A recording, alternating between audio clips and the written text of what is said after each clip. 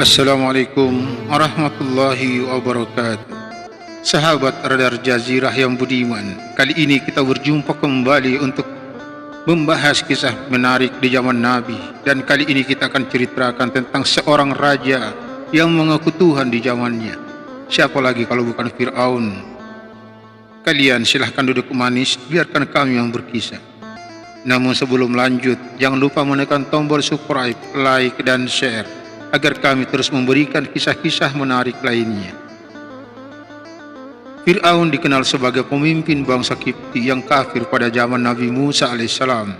Dikisahkan, kekafirannya tersebut bahkan membuat Fir'aun sombong dengan mengakui dirinya sebagai Tuhan, hingga menolak untuk mengikuti ajar Nabi Musa alaihissalam.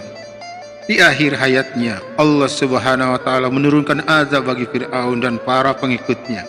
Ditambah lagi, saat mendekati ajalnya pun, Fir'aun justru mendapat murka dari malaikat Jibril yang justru menghalanginya untuk bertobat dan mendapat rahmat dari Allah Subhanahu wa Ta'ala.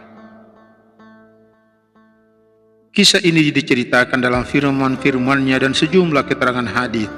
Diceritakan dalam surat Yunus ayat 90-91 yang ditafsirkan Syekh Ahmad At-Tahir Al-Basyuni dalam Sahih Qasasil Quran. Allah Subhanahu wa Ta'ala menenggelamkan Fir'aun. Allah Subhanahu wa Ta'ala menghempaskan gelombang ombak lautan hingga menggulung, menyeret dan mengombang-ambing Fir'aun beserta semua pasukannya. Kala itu dikisahkan Fir'aun tengah mengejar dan memburu Nabi Musa alaihissalam beserta pengikutnya.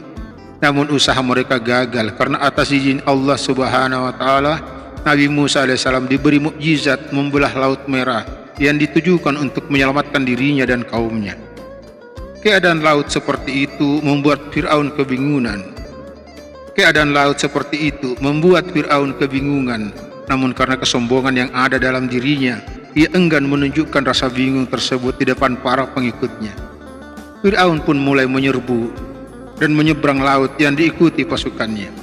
Namun saat Fir'aun dan pasukannya menyusul, Allah Subhanahu wa Ta'ala kembali menutup lautan yang terbelah tersebut. Ketika hampir tenggelam, Fir'aun pun kemudian tersadar, hendak bertobat dan sempat mengucapkan kalimat syahadat.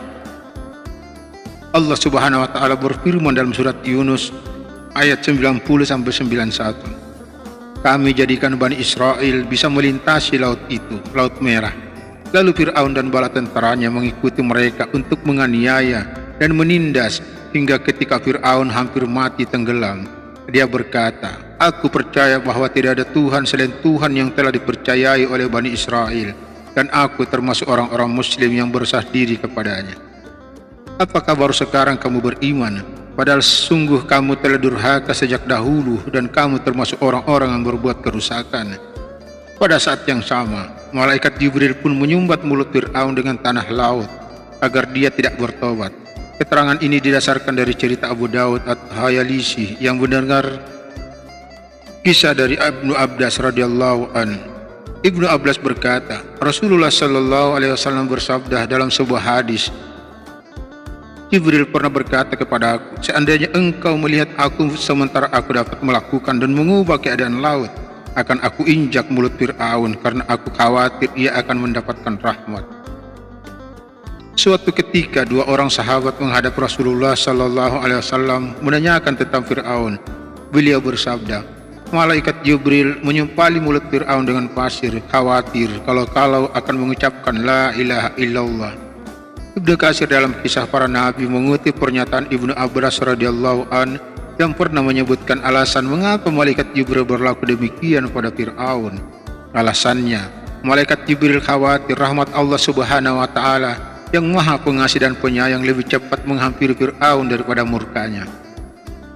Sebab itu, Jibril cepat-cepat mengubah keadaan dengan mengibaskan sayapnya hingga menampar wajah Fir'aun dan menewaskannya sampai tenggelam. Dengan kata lain, semua tobat yang diusahakan Fir'aun di akhir hayatnya terlambat dan membuatnya su'ul khotimah atau akhir yang buruk.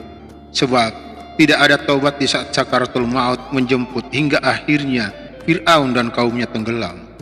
Sekalipun demikian, Allah Subhanahu wa Ta'ala menyelamatkan jasad Fir'aun agar menjadi bukti dan pelajaran bagi orang-orang sesudahnya.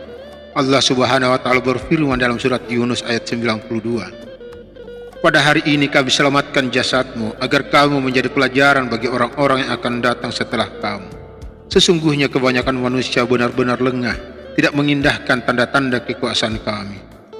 Wallahu a'lam bishawab. Semoga menjadi ibrah atau pelajaran buat kita semua. Assalamualaikum warahmatullahi wabarakatuh.